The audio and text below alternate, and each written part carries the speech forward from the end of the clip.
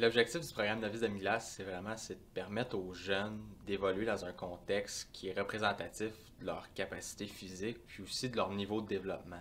Donc, le guide, ce qu'il donne, c'est l'ensemble de l'information pour organiser la saison de Novice Demi-Glace, tant au niveau de la formation des équipes que l'achat du matériel ou l'enregistrement sur HCR.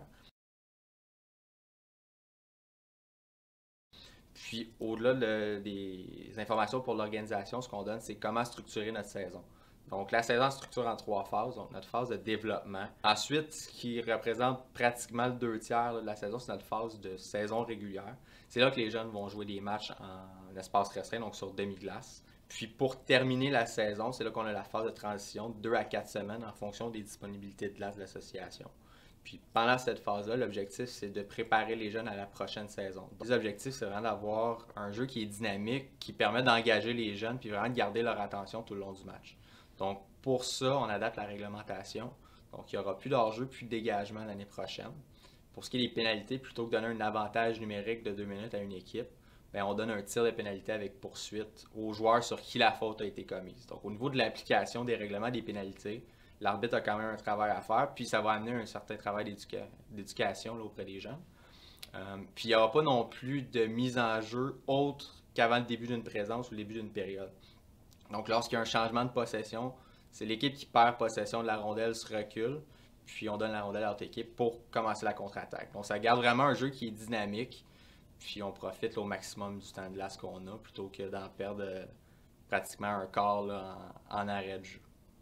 Pour l'organisation des matchs, le format qui est adopté, c'est un format 4 équipes. Donc, on a 4 équipes de 8 joueurs qui s'affrontent donc en 2 matchs, donc un match sur chaque portion de glace. Il n'y a pas de changement d'adversaire, ce qui fait en sorte qu'on peut avoir des matchs de classes différentes sur la même glace. Donc, au début de chaque match, on a une période d'échauffement, comme c'était le cas, 2 minutes d'échauffement.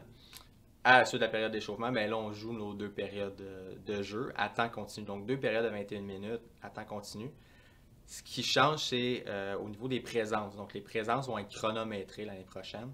Donc, on parle de 90 secondes par présence. Puis, au signal, soit par le sifflet de l'arbitre ou encore le signal du cadran, il y a le changement de joueur qui va s'effectuer.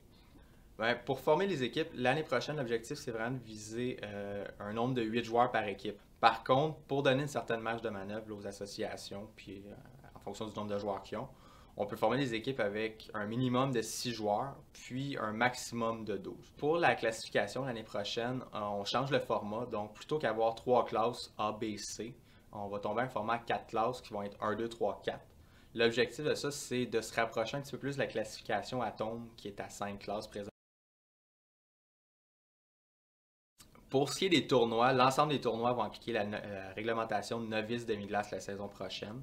Puis aussi, peu importe le format qui va être adopté, que ce soit avec ou sans élimination, chaque équipe va devoir jouer un minimum de 4 matchs pendant l'événement.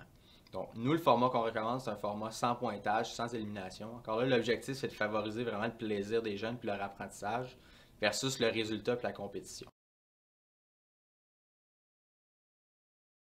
Donc, c'est différents compléments d'information, autant pour l'organisation avec des listes de tâches ou des rappels, que des outils de calcul pour vraiment organiser la saison au niveau de la division des équipes ou l'organisation des heures de glace. Si vous avez besoin d'accompagnement, si vous avez des questions, des interrogations, des inquiétudes, ou à l'inverse, que vous avez vous avez fait des choses qui ont été positives, qui ont bien fonctionné dans votre association, on vous invite à nous les partager, ça va nous faire plaisir de vous aider. Là. Puis aussi transmettre aux autres associations qui ont peut-être besoin de cette information-là.